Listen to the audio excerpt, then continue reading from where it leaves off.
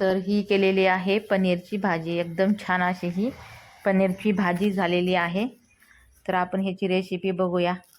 तर इथं मी 500 ग्रॅम पनीर घेतलं आहे आणि त्याचे असे छानपैकी पीस करून घेतलेले आहेत छोटे छोटे। आता ह्याचे छान असे पीस झालेले आहेत पनीरचे। आता इकडं मी हिरवा वाटाणा पण घेतला आहे। आता हे पनीरचे तुकडे जे केलेले आहेत ते तेलामध्ये आपण तळून घेऊया।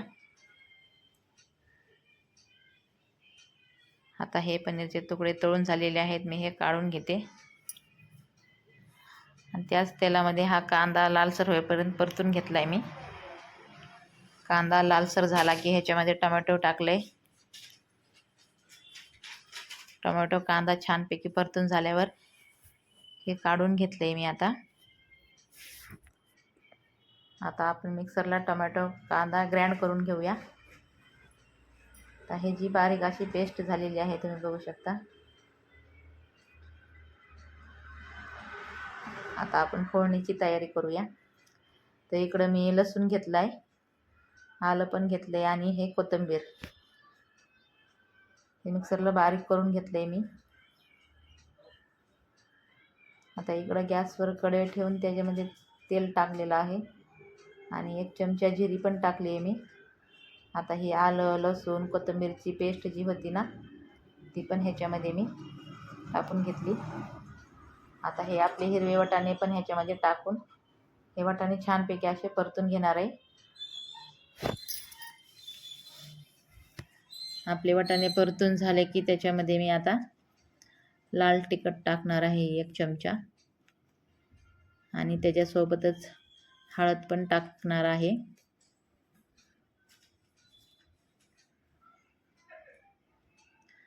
आता हे टोमॅटो कांद्याची जी पेस्ट आहे ती पण टाकून घेणार आहे। तर हे सर्व छानपैकी मिक्स करून घेतले मी। आता ह्याच्यामध्ये मी पनीर मसाला टाकला 1 चमचा आणि पनीर मिक्स मसाला पण टाकलेला आहे।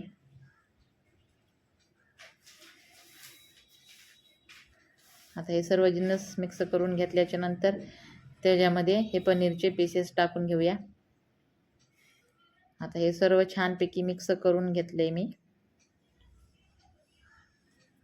आता हे छान असं मिक्स झालेलं आहे तुम्ही बघू शकता। आता ह्याच्यामध्ये आपण दूध टाकून घेऊया 1 कप भर। तर मी ह्याच्यामध्ये 1 कप दूध टाकलेलं आहे।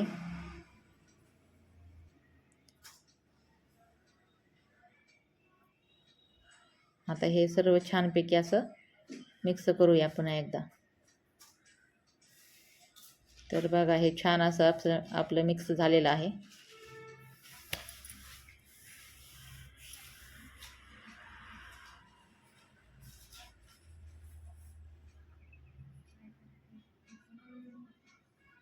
तर ह्याच्यामध्ये आपण शिजण्यासाठी थोडं पाणी टाकून घेऊया आणि छान अशी याला एक उकळी येऊन देऊया।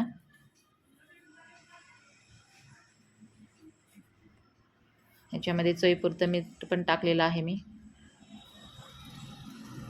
आता ही आपली भाजी छानपैकी अशी मस्त तयार झालेली आहे सरभरीत, तुम्ही बघू शकता। तुम्हाला ही रेसिपी कशी वाटली ती सांगा। धन्यवाद।